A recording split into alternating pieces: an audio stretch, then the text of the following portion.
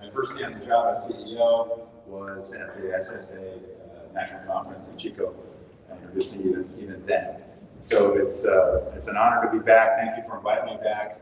On behalf of all of our brokers, we're really here to live out a 52-year tradition that George Marcus and Bill Millichap started, and that is to always be there for our clients. We have a long-term view on the business. We have a relationship-based attitude toward the business. We're here for the entire horizon of your investment careers, good times, bad times, and we want to do our job to present information and advice, whether you're trading or not. I do want to recognize Chico for having been one of the early believers, not just in the farming, but in the storage industry for us, which has become such an important part of real estate. As a Hall of Famer, he's really kind of set the stamp cards up a lot of paths for us, and we're really proud of the rest of our teams. And they all work in unison to serve emergents. So my pleasure and honor to be here to talk to you about the economy, to talk to you about commercial real estate. It's been an interesting couple of years. I think we've all gotten some whiplash from 2019 on, and everybody's trying to figure out where we go from here.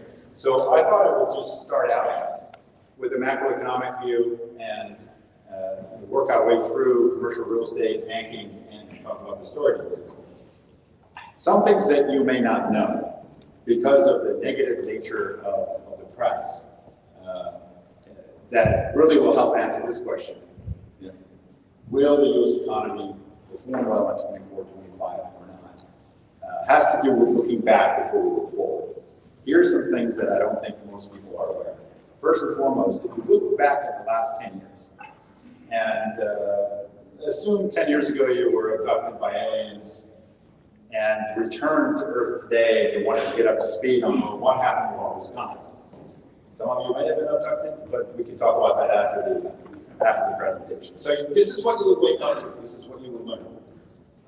We have added 16.6 million people to our population base. Think about other countries in the world, including Japan and Russia and China, that are having a negative population factor in their world. 1.7 million increase in young adults. That's 18 to 34-year-olds.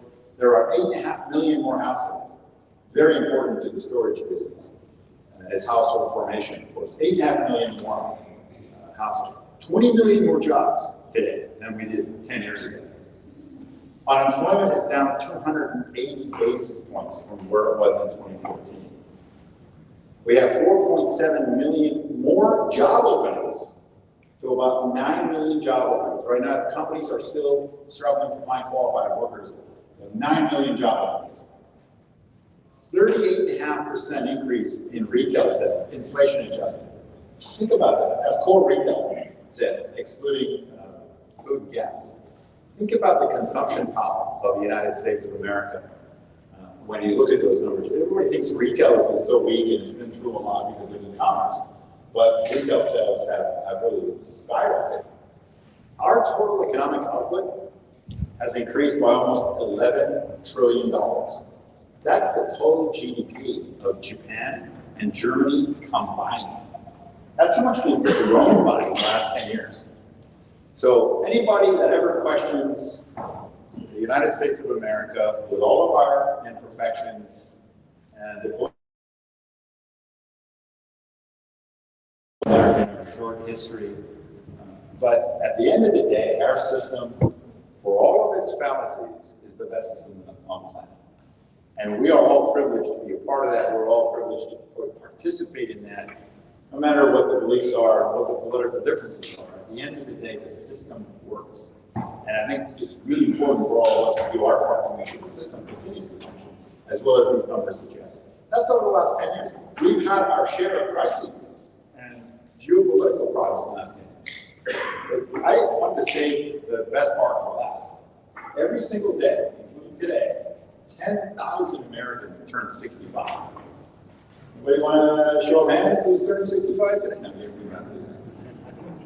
So yes, we have a major movement of demographics with the aging of the population.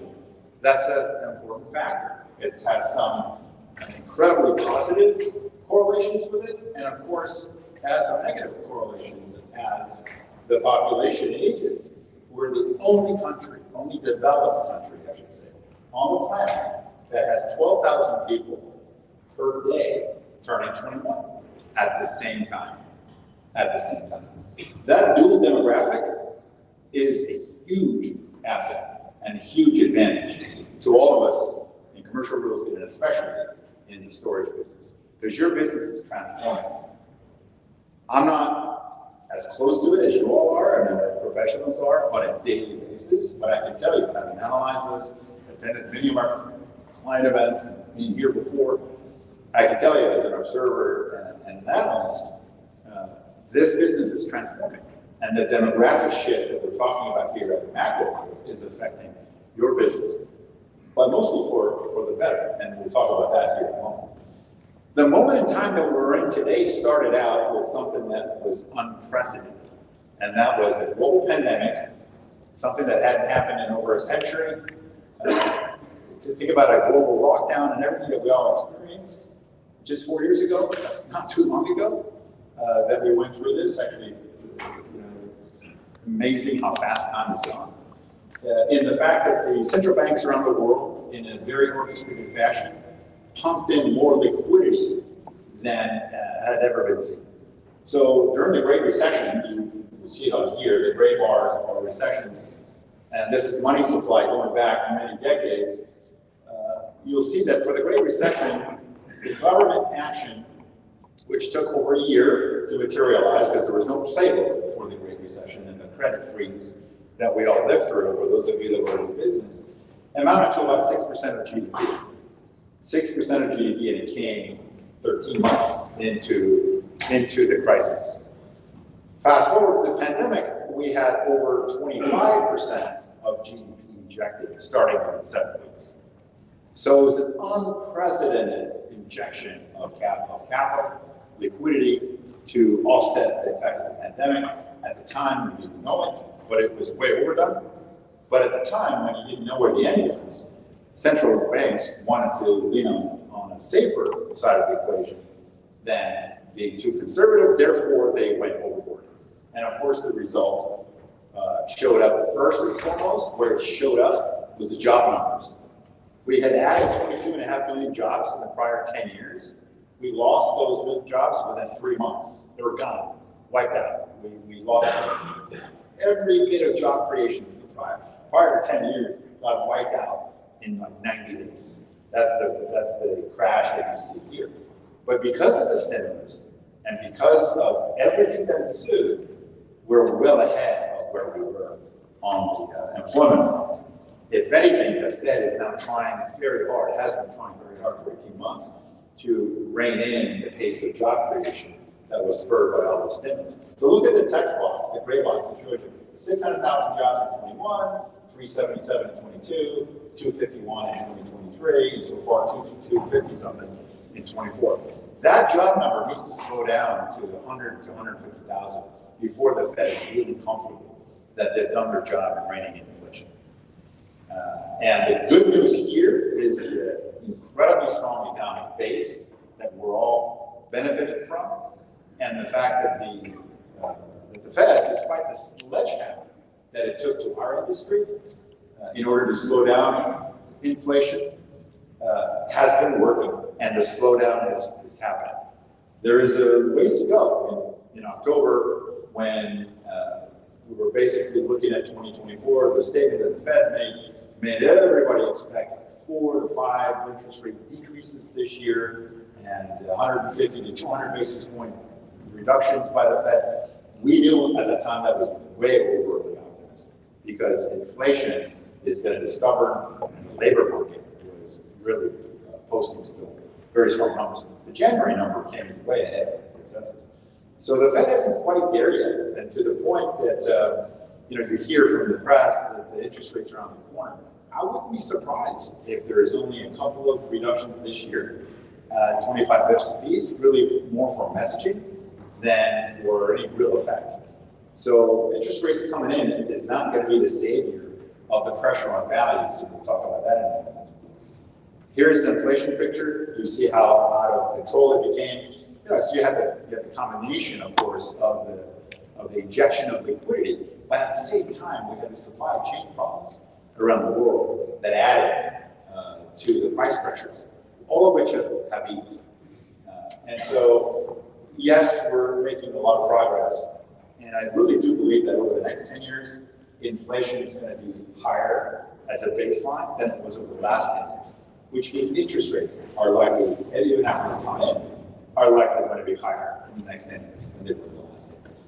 But we had an unprecedented period of essentially almost free money that drove all kinds of assets and investments, which the market now has to adjust as the new reality sets in. And I really do believe the sooner we come to terms with that reality, the sooner the market can redefine itself.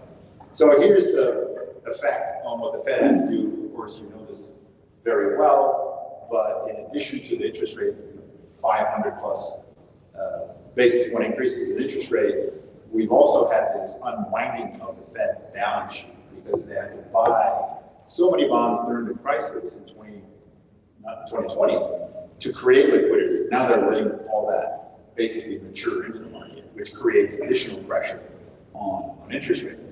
So the question is, where do we go from here? Well, first of all, this is not the worst in nominal terms we've seen. Back in 1980, Paul Volcker took the federal funds rate from 9.5% to 19.5% in 6 months. It was more like 7 or 8 months. This happened over 18 months. So we've been here before, and it works. I mean, we saw the inflation adjustment in the early to mid 80s that ensued, that kind of tightening, very, very restrictive environment. That's not the attitude of the current Federal Reserve. They want to keep us in this restrictive zone as long as necessary to bring out the pandemic-related inflation, and they'll go back to neutral.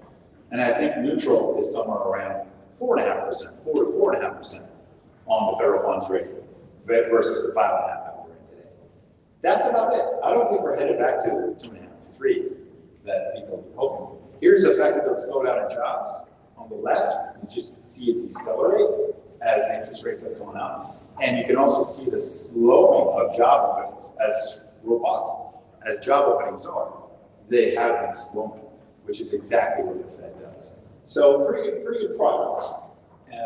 And all of this has led to really some genies being let out of the bottle, and that is maturing loans, distress in some asset classes, and therefore lots of headlines about commercial real estate being the next shoe to drop. I'm here to kind of debunk that, but also to really confirm that we have some issues. I mean, we can't pretend that all of this can happen without an effect. Sean mentioned Silicon Valley Bank. It was not too long ago, it was a year ago. And that's just one unintended consequence of all of this, where because of technology, you talk about run on the banks, because of technology, deposits can be extracted out or moved around so fast that it can actually cause unintended problems, as it did for the 3 or 4 banks that had that phenomenon happen. But let me share a few things with you that should give you some context. First of all, in our industry, commercial real estate fundamentals relatively healthy. There's softness. Multifamily is experiencing some softness, which is highly unusual. You're seeing a lot of construction. And industrial is seeing some softness because of construction. Both of those 2 asset classes have been the absolute favorites in the last 10 years. So if you hear about multifamily weakening and softening, it's a little bit unusual. And self-storage has seen some softness because of our movement of demand unexpectedly exceeding supply during the pandemic and right after, and then the supply side catching up, and we'll show you some slides around that.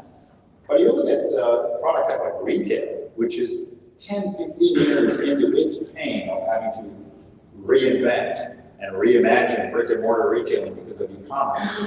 Retail is now coming out of that very, very strong. So is the hospitality business. Overall, if you look at the industry, really urban office is the only product type that has a structural fundamental problem. And that is not a supply issue, as you well know, it's a demand issue.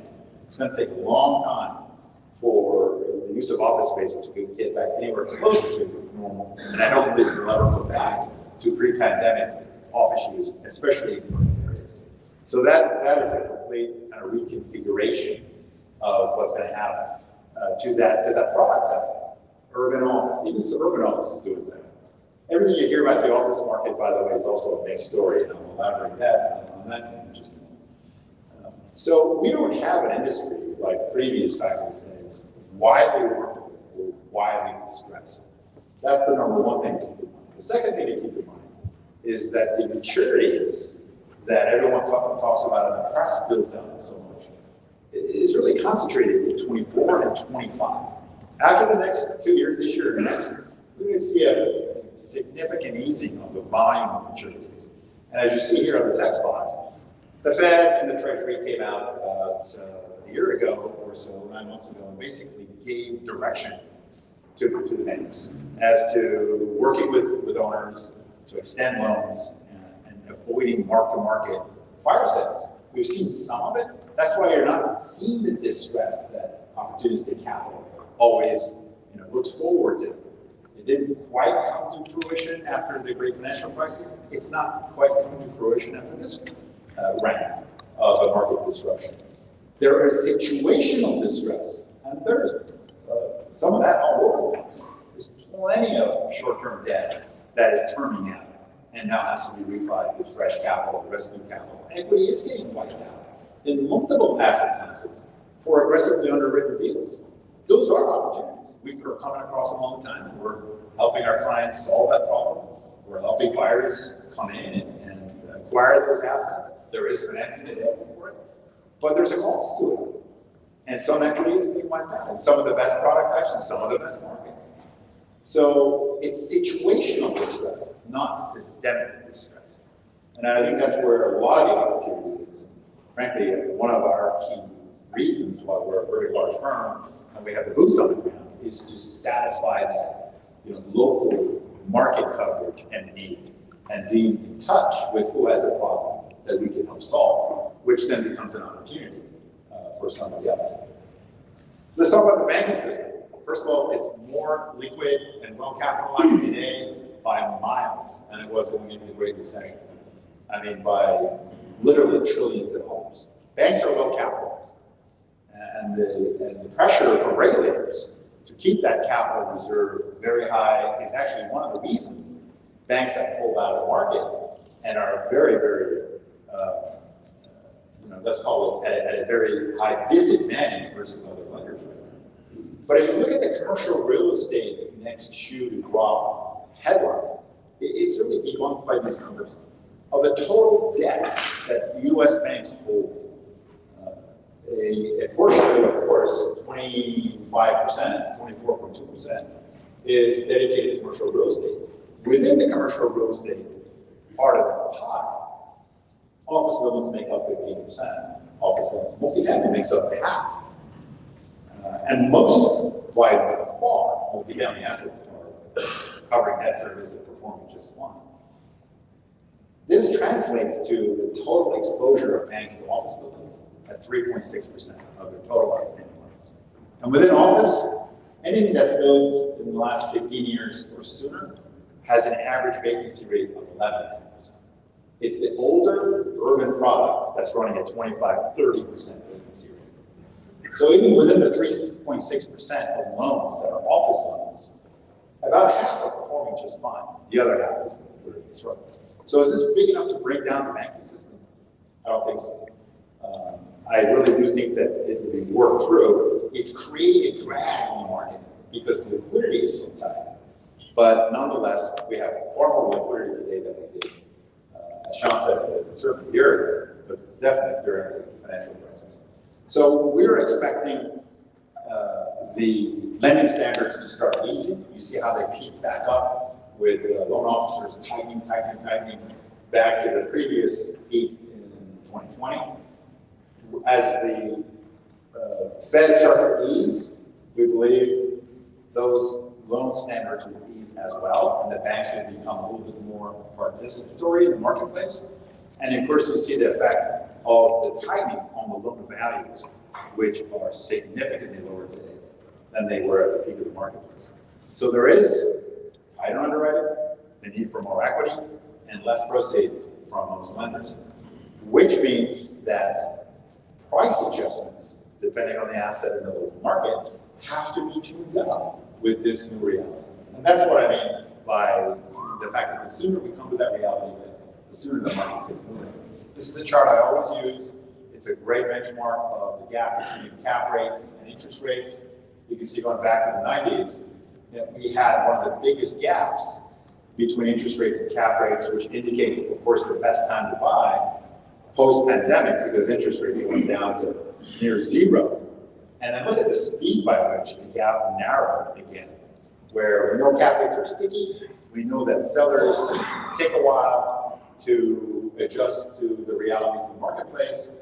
You know, the wishful thinking of a lot of our clients across multiple asset classes starting 18 months ago, when we use this information to say, value adjustments are here, the sooner you act, the more value you preserve.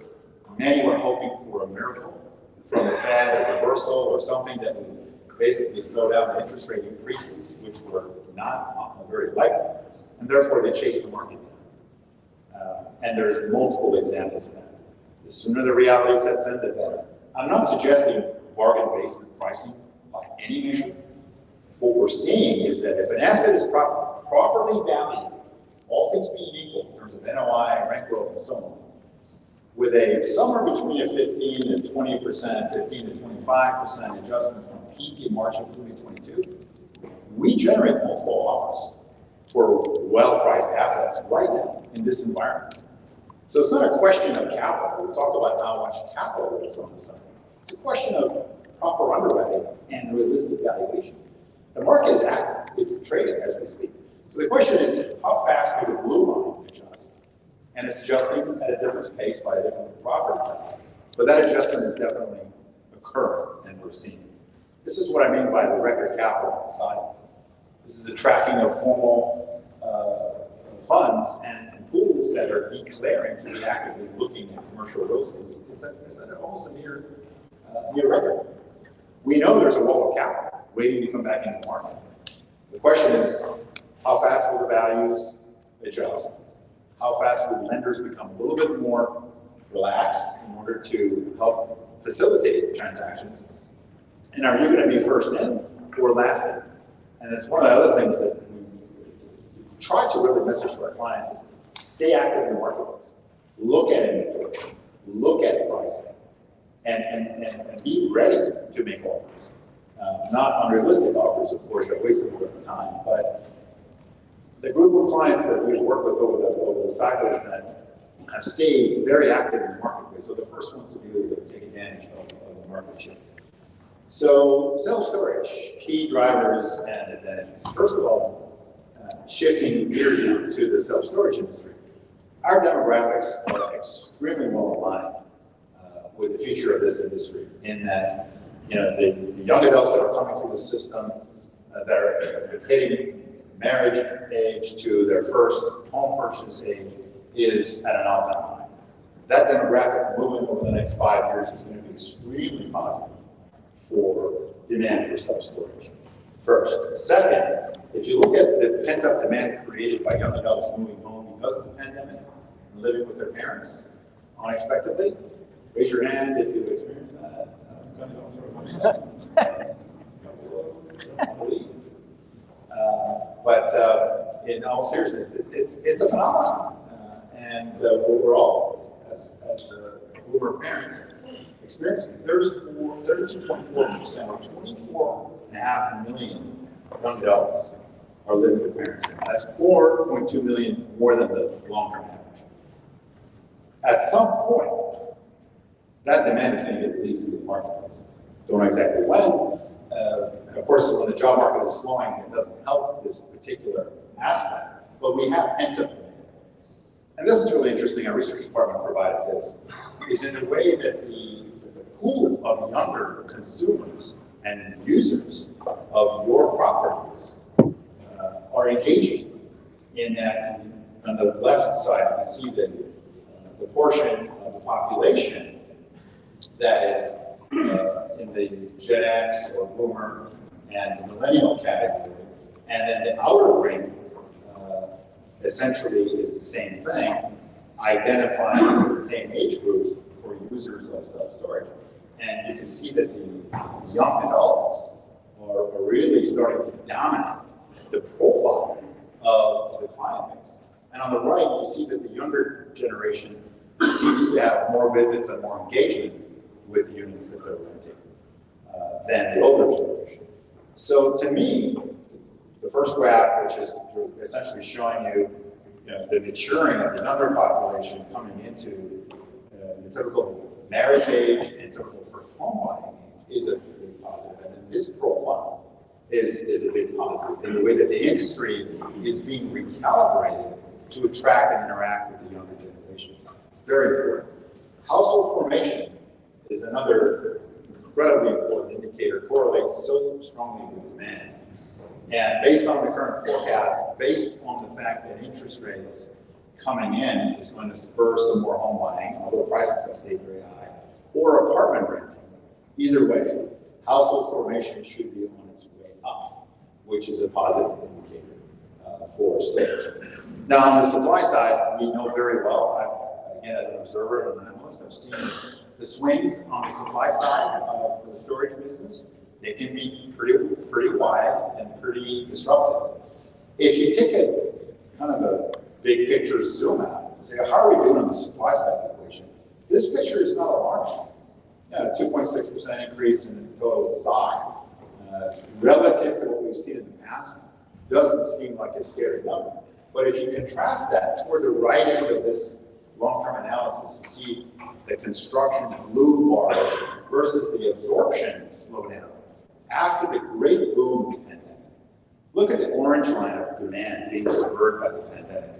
As people moved, as people went to suburbs, as they vacated urban areas, as they could work virtually, all of that created an unprecedented amount of activity and demand, which way outstrips supply.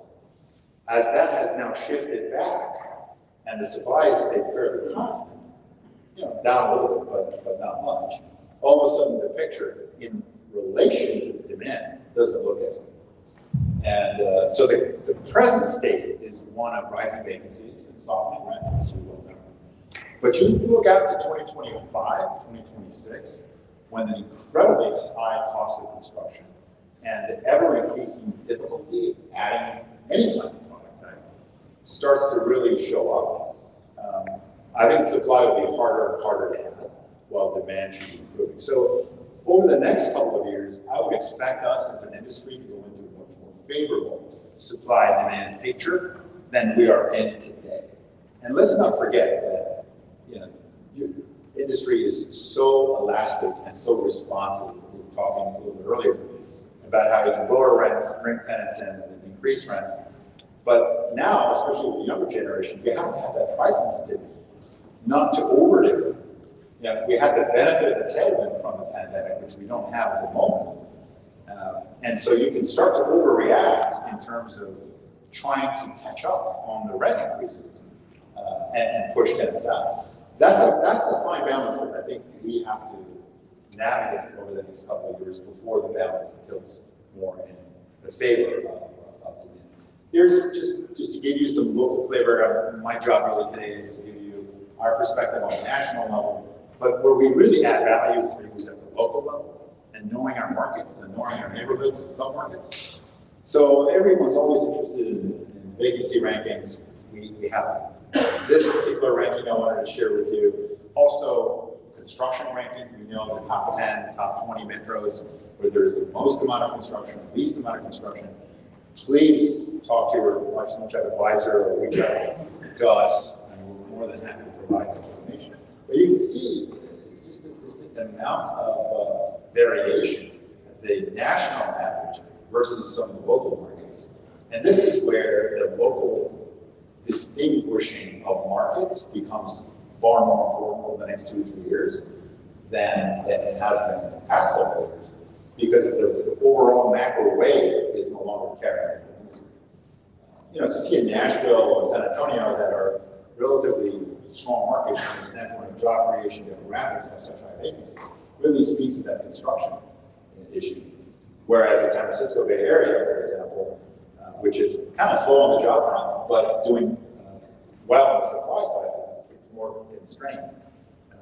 May look different. A lot of the markets that you would normally consider too expensive may not be too expensive on a price per pound basis, on a price per unit basis, on a replacement cost basis. We're finding that very frequently with family and retail and other assets. And storage is the same in that it's not just a cap rate or the present picture of what you're requiring, it's also a replacement cost consideration, especially in more supply constrained markets. Transactions, the private client business that we're so proud to have dominated for so many years has really transitioned. This industry has become so much more institutionally influenced. But the private investor, the micro-cap, sub-$10 million deal is still the foundation of the business. And we're very proud to service both institutional and the private client. And it's amazing how much the movement of capital up the price chain is still a major factor in this business. So 70% of sales below 10 million, of course, on the volume side of the equation, it's more equally distributed. You see the significant pullback in trading activity in 2023, even though it's way off from 2021 and 2022.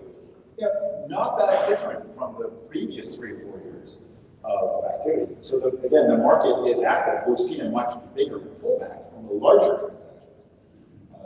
The 15, 20 million and above transactions have really slowed down. And the effect of all that on average on price and cap rates is shown here. Fairly big move on the cap rate front, but most of that is concentrated. And this is what the overall picture looks like, very similar to commercial real estate as a whole. We have a much, much narrower gap. But if you look at where, let me go back just a moment here. If you look at where the distinguishing characteristics are on the cap rate and pricing movement, it's very different for the micro cap product, sub 10 million, private client, private investor segment versus institutional segment. And I'll show you what the statistics look like because of the institutionalization of this industry. So now let's go and take a look at how that has really come to fruition. This is a 10-year analysis of the S&P 500, which is up 149%. Overall REITs, all REITs, are up 110%.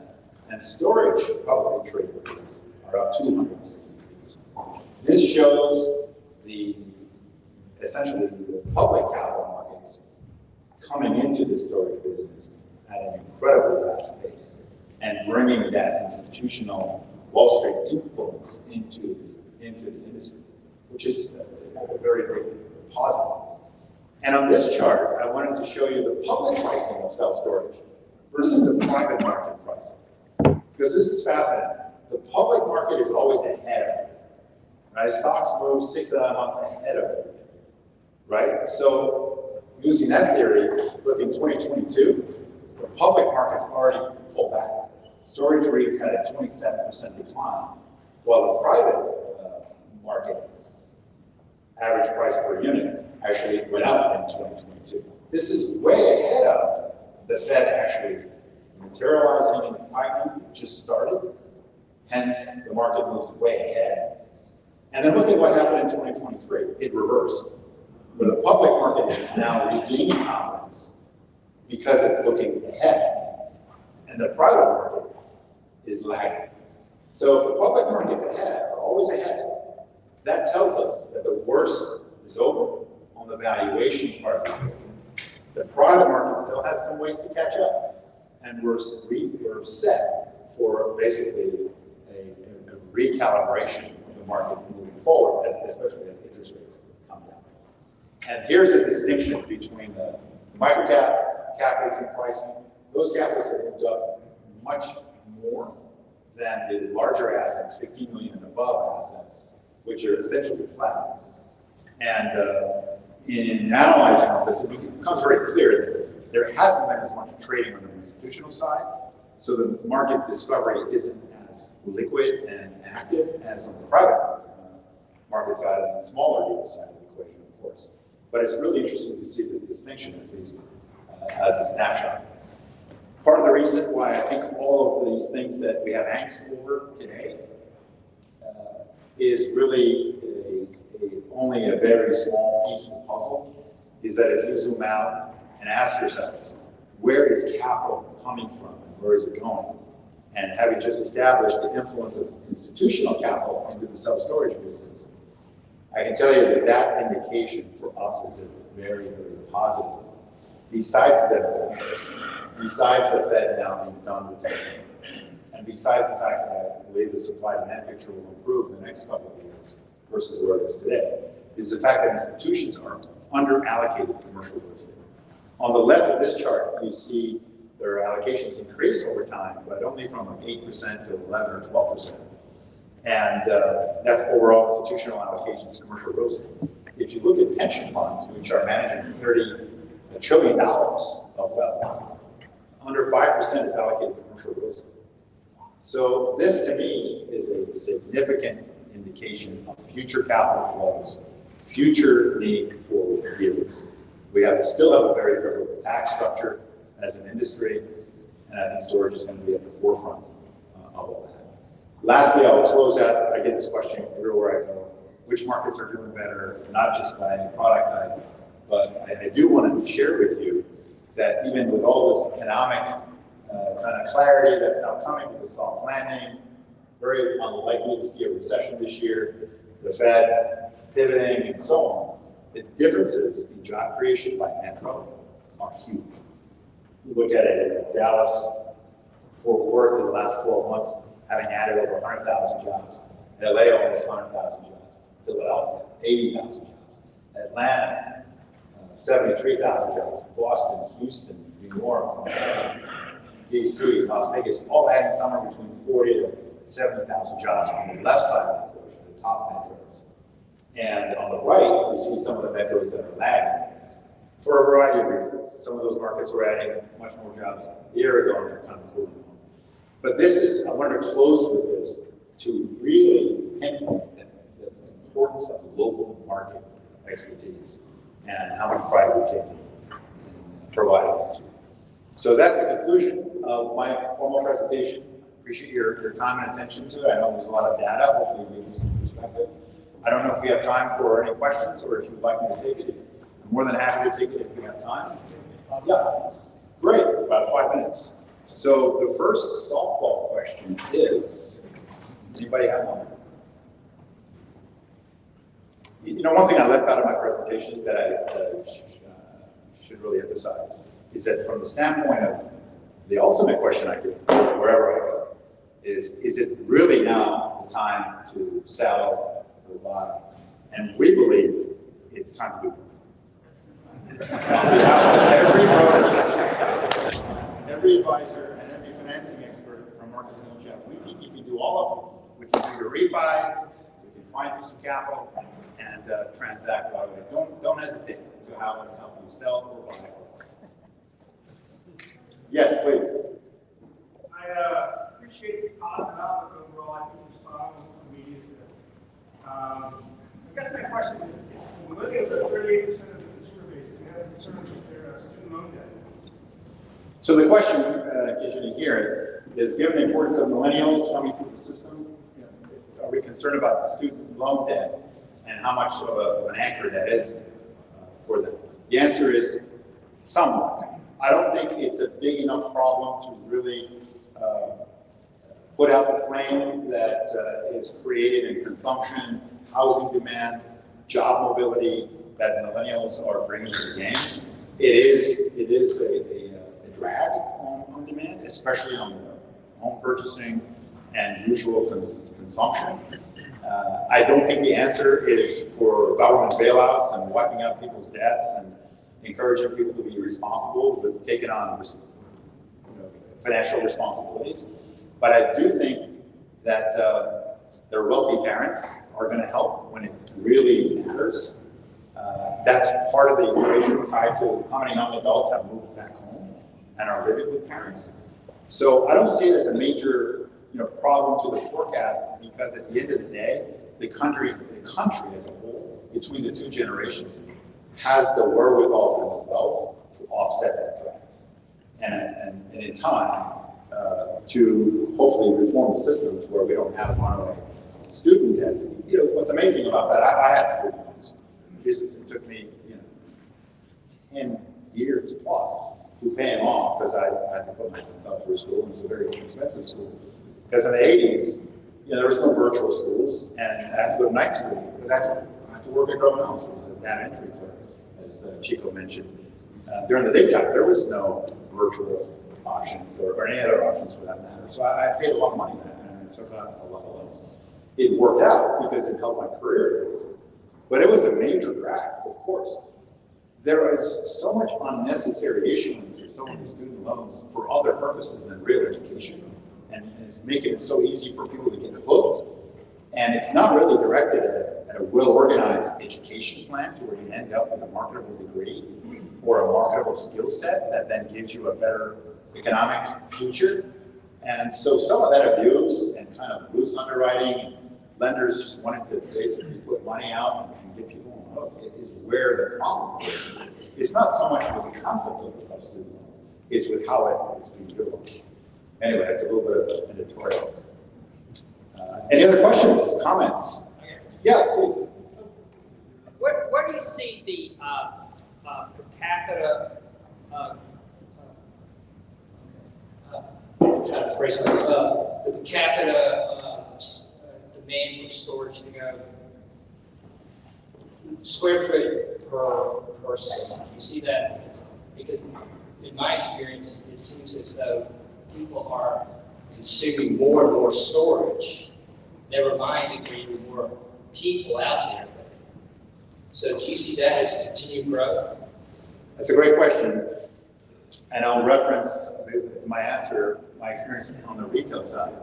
I was hosting, actually I think it was with Ben Bernanke, we were hosting Ben Bernanke at ICS, the retail convention, and I had Dan Horowitz, who at the time was a good friend of ours, was the CEO of DDR, a major retail company. And we were talking about retail square foot per capita in the US versus the other markets around the globe and so on and so forth. And Dan came out and basically said, retail isn't oversupplied, it's under demolished. And so if you think about the highest and best use of real estate and whether the product that was built 10, 15, 20 years ago can still satisfy the current consumer mentality, consumer demand, that's one aspect of the answer to your question. But the other is, from what I know, people are consuming. I have 2 storage units that we're paying on that I haven't, by the way, 2 in Northern California where we lived 8 years ago and moved down in a hurry for my job and never went back to deal with it. That's the amazing part of your business. Congratulations. I mean, human nature, procrastination works in such a way that you don't see it in any product. So, but I agree with you. My experience has been demand for higher end units, larger units, even more amenities. It is here to stay because of the fact that millennials are coming through getting professional service jobs. There's more affordability. It's really the B and C older product that I think is going to be more effective. As an industry, do we have too many square feet per capita? I don't think so. Based on the demographics that are coming through and expect a slowdown in construction, I would say this is nowhere near the retail oversupply that we saw. Because you also had a whole new monster in the form of e-commerce that came and completely disrupted the demand side of the equation for retail. I don't see anything like that happening on the storage side. The biggest risk that we have in the storage business, in my opinion, is ourselves. Because we tend to overdo it when the market gets really, really good and there's development opportunity. We tend to overdo it in these snippets of time where all of a sudden vacancy shoots up, rents flatten out, only to get corrected, and then we tend to rents repeat. That to me is the biggest, that volatility created in this industry than anything else. So, great question. I do need to deal with those units. Guys, please. Yes, broker softball question, but I appreciate the slide earlier about the cap rates on smaller size transactions versus larger. I'm assuming that's primarily one-off of the two types, but kind of a natural question is the portfolio premium back?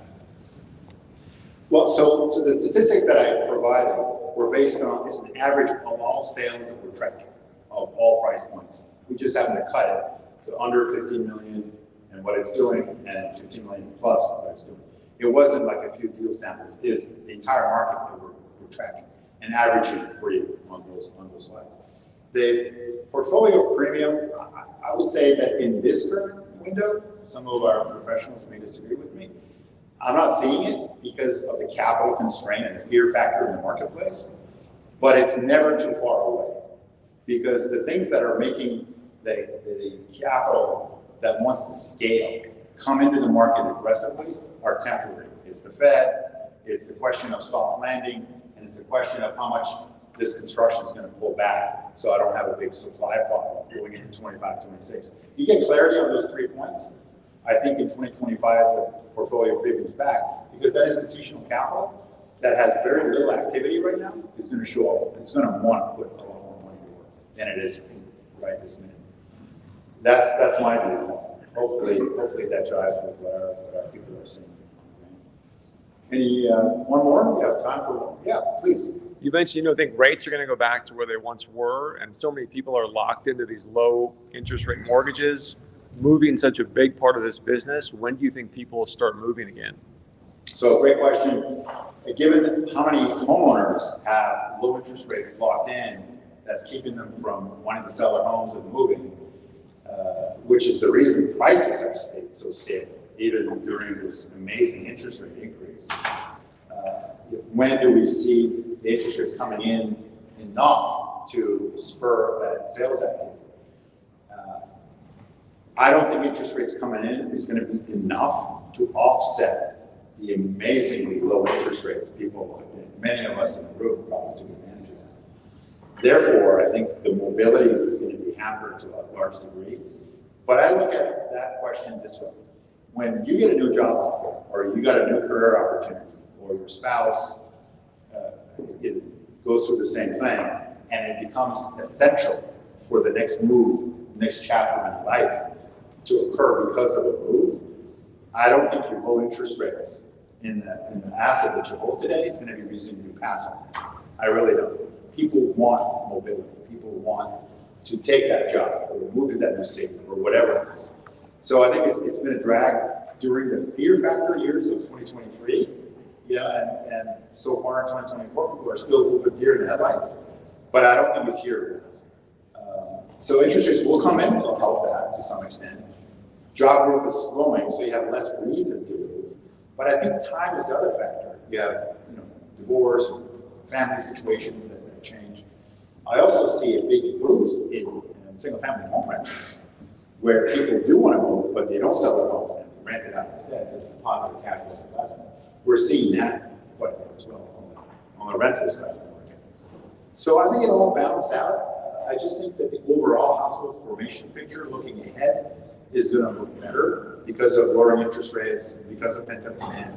And honestly, whether they're buying a house or renting an apartment, you just want that mobility to spur storage demand or keep the procrastination going for those people that are just don't have the time to make a change.